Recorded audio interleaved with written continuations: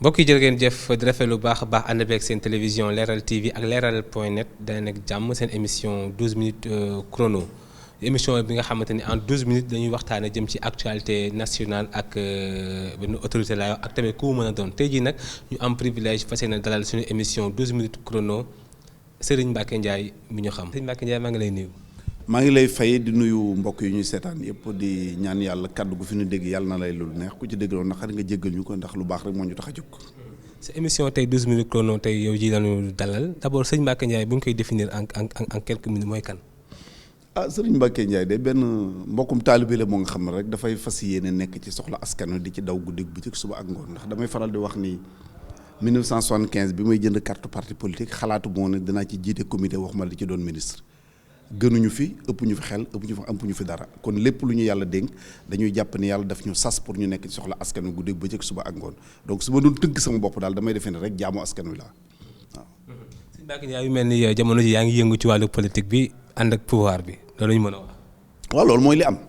mooy li am te du lu bees ndax 2012 bi ñuy quitté pouvoir bi ak le président Abdoulaye Wade mu leer ni moom dootul doon candidat maa ngi koy wax nit benn nit bari ki dem mu ne ma. lu tax nga bàyyi Abdoulaye man ko bu doon candidat tey ma ànd ak moom waaye comme dootul doon candidat nag yàlla moo bind noonam àddina danañu seet koo nga xam ne doy nañu nag ñu mën a ànd ak moom toujours jàpp ni rek lii ñu def nii njariñu askan moo tax ñu di ko def. li ñu di wax par exemple genre war la loolu loo ko gisee. kat la ñu war kat loolu laa bëgg a xam ñun dañu ànd ak nit parce que damay faral di wax ni Abdoulaye defal nañu lu ne waaye nag kenn tëddul ci sa lal di nelaw ñu fekk la fa fal la. su may fàttaliku 1975 te li may wax ni ay nit dañ ko fekkee bi may dox 10 kilomètres 20 kilomètres 30 kilomètres ci àll bi wala ma yor welo wala ma yor mobile di wër di jaay carte PDS ci biir département de Thiès Xombol Touba Toul Ndiéni Sirax Ngoundiane Mbéwane fu ne kenn fekkuñu ci donc def nañ ci lépp lu ñu mën ànd ci ak président Wade ñëpp daw nag ba ko fa xëy na su amee ñuy wor xam nga mooy ñan ñi nga xam ne bi mu tàngee le 23 juin dañu daw wala ñi nga xam bi ñu yaakaareen pouvoir bi mi ngi doon yànq dañoo daw bàyyi ko fa. man maa des ànd ak moom taxaw ci wetam guddeeg bëccëg suba ngoon droite gauche kanam ginnaaw fépp fu ngeen tudde man ngeen gis ci wetam ba yàlla def li ko gënal moo doon suñu mbër ñu ànd ak moom di bëree daan ba yàlla defee ni seen mbër mi kat fii la nguuram di yem mu yem fa. man naa ko doyloo nag man dama ko doyloo ànd ak moom mais keneen ku may àndalit man maay tànn ba xam ni kii moo ma doy ma ànd ak moom te it la ma waxoon 2012 ci moom laa ci àndal nag Macky Sall mi ñu àndal tey. bi ñu gañee bi Macky Sall gañee Abdoulaye mu man la ci jëkk a waxal jàpp naa ne bu dul Karim Wade woo ñu conseil des ministres ñu toog mu ni Macky Sall est votre frère mettez-vous à sa disposition jàppale na bu ko kenn xeex kon bu fekkee ne am na ñu génn ca loola man du man la ma doon théoriser damay sant yàlla parce que li ma waxoon li ma benn waaye woo bërki démb téléphone yooyu demee message mi ngi sama téléphone li ma li nga ñu waxoon daaw jéeg gis nañ ko daaw li ñu waxoon daaw gis nañ ko ren kon li nga ñu wax ren ñu ngi koy séentu déwén. moo tax sëñ Mbacké ànduloo parti bi jusqu'au bout. ànduloo mais ana PDS dama ànd ak xalal dama ni dañu ànd ak Abdoulaye Wade gagné géré ba nguur googu jeex Abdoulaye Wade bu doonoon candidat tey fii ñu toog nii tey nii di wax ma jóg ànd ak moom waaye du doon candidat kenn du ma tànnal ki may àndal man maay seet ki ma doy ma ànd ak moom parce que Abdoulaye daf ma doyoon ma ànd ak moom su ma demee ba moom nekkatul man na sax nekk fi doyatuma mais daf ma doy ba fii ñu toog di wax mais comme nekkatul nag. kenn ku nekk am nga sañ-sañu seet ki la neex nga ànd ak moom d'autant plus que ba ma koy tàmbali wax ñama doon critiquer ak di ma xas anañu tey ba ci Abdoulaye Wade lui-même kañ la tàggoog Macky Sall tàggoo wuñu ba fi ñu toog di wax leer na ñëpp ni élection présidentielle yii passé képp ku jege Abdoulaye Wade Macky Sall nga àndal te pourtant am na ñoo nga xam ña nga doon séntu gis Abdoulaye Wade bu joxee moo door ni ànduma ak Macky Sall diw laa àndal dem leen woteel diw moom gis ngeen ni ku mel ni Sonko en pleine campagne électorale daf ko dagg ñëw seet si Abdoulaye Wade am na lu ñu doon séntu ñeneen am na lu ñu doon séntu gisuñu ko kon mot d'ordre bi li waa Abdoulaye Wade wane nii ñëpp di ko gis mooy faruma kenn maa ngi toog ñaar nag bu ñuy xeex nga ñëw toog ne attewuma sama yoon nekku ci ka ëpp doole nga faral. te diggante ak Abdoulaye Wade nu mu demee. mais amuñu man mënu ma am problème ak kenn rawatina moom masla jàmm mënu am kenn problème rawatina Abdoulaye Wade même groupe politique dafa am leneen lu ñu seq. loo nga xam ne moo gën a fort politique moo jiitu suñu juddu man ak moom loolu moo gën a fort politique. avenir du PDS ñoo ko gis. du ma ci wax aw ma ci benn point de vue ndax ñoo ma ci génne li tax man la ñoo ma ci génne mooy gis nga ñoom Omar Sarr dama leen tooñ ci ni la sama bukki baa leen matt ndax Omar Sarr Abdoulaye Wade dafa defar secrétariat national du PDS moom mu nekkoon coordonnateur ñu dindi ko ci coordonnateur bi loolu moo indi coow li man ku nekk xam na ni ma ko fàttalee léegi am nay jamono bu doo gis kenn ci wetu Abdoulaye du ko dul man kenn dossier Karim Wade même chose géré ko du début à la fin mais bi ñu demee bay defaraat secrétaire national Omar Sarr moomu ak ñi mu àndal ñoom ñoo dem def secrétaire national 60 personnes génn ma ci man proposé ko Abdoulaye Karim Wade mu validé ko Abdoulaye validé ko ñu publié ko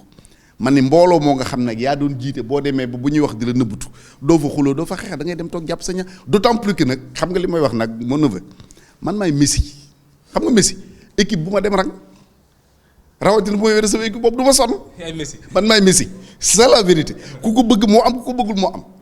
man je survis à tous les régimes du Abdou Diouf du Abdoulaye du Macky Sall du keneen ëllëg te samay conviction kenn du ko changé mën naa la jàppale tey nag pour des raisons bien déterminées suba xëy na ma jàppale keneen mën na nekk mais sam li ma gëm man di ko défendre la preuve du man nga gis ma développé fini je suis contre la limitation des mandats du président mandat président kenn waru ko na limité tant que sénégalais yi ñi ngi bëgg ku ñu fal tant que ñi ngi am confiance ci yow. dañuy wax sax Ndiaye éliminé. mais loolu détail xam nga yooyu c'est des détails xam nga booy wax ak ñoo nga xam ne xam nga mbaam déggul jàpp mais yàlla sax borom xel yi lay waxal mais ñi amul xel yàlla waxul ak ñoom nit fu mu tàggoo ak xelam rek noppi naa am bàkkaar pourtant yaa ngi gis ba ma koy wax nit ñi dar seen gémmiñ tey yaa ngi gis ñuy génn ci média yi di ko bërki démb war nga lire développement bi ci professeur Madior Diouf def ak ñeneen ak ñeneen ak ñeneen lu ma la mës a wax gis ko tu ma wax di ko gis donc man ce que xam nga man lii sama différence peut-être ak beaucoup de gens moi j'ai le courage de mes idées li ma gëm bu ñu dagg sama bopp dama koy wax fi mu bëgg a dem bu ñu dagg sama bopp kenn mënu fa tere dem c'est ça la particularité man nag du ma wax ci kaw wax ci suuf damay wax Macky Sall toujours ni ko saa boo muy recevoir bu 6 heures jotee du ma ñëw bëccëg laay dox parce que li may def nëbbu ma ko man wuti damaa ñi nga xam ni bu ñu nekkee ci rajo yi wax a wax ba géex bu 9 heures boo demee salon Macky Sall fekk leen je ne suis pas ce genre là man li may dox bëccëg laa koy dox ñëpp di ko xam. sëñ Mbacké Ndiaye tey jii 12 minutes chrono yoo doon dalal fi mu ne actualité yi mujj récente yi mooy par exemple rapport Cour des comptes ak tamit rawatina ay autorités épinglées rawatina ñu nekk ci pouvoir bi yooyu ban jàngat nga ci am. non jàngat bi ma ci am mooy Cour des comptes ak yeneen kuréel yi nekk ci réew mi dafa nekk lu baax ci réew waxuma sax Cour des comptes yooyu sax dama ko jëlee mais gis nga même la société civile. ak ñi nga xam dëgg liggéey ci ay réseaux sociaux ñuy wax donte sax léeg-léeg ñu def ay njuumte dafa nekk lu baax parce que nit ci réew da ngay war a am ay garde-fou da ngay war a am looy ragal dafa war a am looy jomb te loolu dafa am lu koy maye li koy maye mooy ngay def dara nga def sa xel ne ah attention lii may def ni kat dara mën na ma ci fekk ëllëg donc muy Cour des comptes muy ñeneen ak ñeneen dama koy rafetlu même bu dee ni yëfu doomu aadama la yëfu doomu aadama du mat. parce que dégg naa par exemple ci affaire Cour des comptes ma dégg ku mel ne Aliou Sall mu ni moom kenn mësu ko enquête kenn mësu ko woo kenn mësu ko laaj muy mbir mu ma jaaxal. loo gisee loolu. ni ma mooy li ma la wax ni c'est-à-dire que dafa am ay njuumte gis naa ci beneen njuumte man yor naa lettre boo xam mun naa la ko wan bu ñu génnee mi ngi sama oto benn auditeur bu demoon COUD mu audité bu pare bind lettre de félicitation adressé ko au directeur du COUD ci nee na nañu yore COUD donc soo gisee même cour de contrôle yooyu. wëlbatiku attaqué kooku wax ne na mu yore jaaduwul dafay poser problème ensuite explication wu exploitation rapport yi ci médias yi aussi day poser problème boo gisee par exemple le cas du CICES damay jox ay yenn cas yoo nga xam ne dama ko vérifier le cas du CICES ñu wax ni dépensé na xaw ma ñaata millions ci ay fu ñu ko doon bay di ko nettoyer ca nañu la koy présenter dafay mel ni benn yoon la dafay mel ni nit moo ñëw bay dara nettoyer ñu fay ko xaw ma 100 millions xaw ma 80 millions alors que boo xoolee rapport bi du loolu ci ay at la yu bëri la ñu calculer ne nangami at ci la ñu fay loolu donc toujours problème bi am mooy exploitation bi problème la communication bi problème la mais encore une fois comme ni nga ko yëfu doomu aadama la matul ay doomu aadama la ñu mais dans le fond muy Cour des comptes xam nga Cour des comptes dafa mel ni Sénégalais léegi lañ ko soog a xam te daf fi mës a nekk man xam naa ay fonctionnaires yoo nga xam ni dem nañu mission dépenser xaalis bu nga xam mënuñu ko justifier bi ñëwee Cour des comptes daf leen condamné dañ ko remboursé ba bi ñu retraité ñi ngi remboursé te kenn yëgu ko woon donc corps de contrôle yëpp lu am solo la ci réew lu baax la ci réew parce que dafay tax ku luubaloon dootoo ko def ku ko bëggoon a def dootuloo ko def donc vraiment man damay saluer liggéey bi nga xam ñi ngi koy def. en fait ñi nga xamante ne par exemple ñoom la ñu épinglé demee ni ko ay Cheikh Omar Anne ak tamit ñeneen seen taxawaay noo ko gisee. non xam nga justement loolu man foofu laa amee problème suñ ma nee dañu épinglé diw lan mooy épinglé parce que nit ki nga xam ni dañ ko fekk muy tër nit di ko rendi xam nga yow xam nga ni moo ko def mais kooka même buñ ko yóbbu tur dañ naan présumé wóorul ni moo def tant que tribunal condamné wu la ensuite ci kaw Cheikh Omar Anne bi nga wax man gis naa parce que loolu aussi man du ma wax lu ma wóorul li ma lay wax ne buñ duggee sama oto léegi ma jox la document yi gis naa ci loo nga xam ni dañu def benn rapport li ñuy tuddee pré rapport maanaam nit ki boo defee rapport ba pare bala nga koy publier da nga ko war a jox rapport bi mu tontu la mais nit ki mënoon ni ko par exemple yow jënd nga caméra bi 1 million te jaaduwul lu tax mu tontu la nga génne sa rapport te rapport ba nga génne defoo ci ay tontam moom ça pose problème loolu moo tax ma ne la cours yi de manière générale lu baax la lu exactement de manière générale corps de contrôle lu am solo lu ñu war a dooleel la mais ci biir nañuy fonctionner nag léeg-léeg nga gis ci loo nga xam jàpp naa ni ay rëq-rëq la war nañ ko mën a jubbanti ensuite bu ñu ko jubbantee ba pare cour de compte muy cour des comptes muy keneen ak keneen ku ñu mën a épingler taxul ñu ni yaa def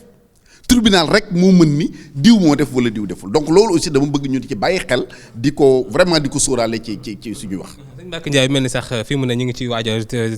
en terme par rapport ak par exemple fi mu ne question actuelle dem ci coronavirus nekk virus bi nga xam ne fi mu ne mooy lëmbee Chine am ay nit yu bëri ñu fa ñàkk seen bakkan président Macky Sall bëgg dem ni réewu Sénégal daal tax pareegul ngir ressortissant mi indi leen loo gisee d'abord discours président Macky Sall. waaw xam nga li olof yi dañ daan wax neexul dégg neex parce que boo xoolee li mu wax li président wax li tubaab naan ca fond boo ko gëstoo ba ca biir xam nga la mu wax dëgg la xëy na nam ko waxee moo mën a waaw voilà nam ko waxee parce que man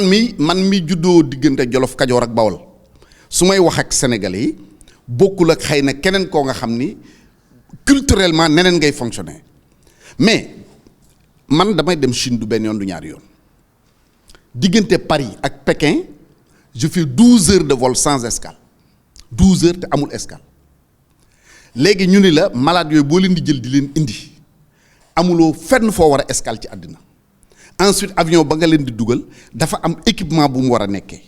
boo leen indee fa nga leen di dalal pendant nangami fan dafa am équipement bu mu fay amee loolu jamono jooju mu doon wax jàpp naa ne loola yembul woon mais tey boo dégloo ambassadeur Chine ci Sénégal buy wax bi ci dafa dalal xelu ñëpp wane ni maanaam mbir mi eggale na foo xam sax yàlla bu mu fa egg mais xam nga loolu lépp du problème ci réew mi xam luy problème ci réew mi bu dara xewee ñëpp nekk ci spécialiste kenn ku nekk li ñu naan ñii gàmmoog ñiy raas dem bokkul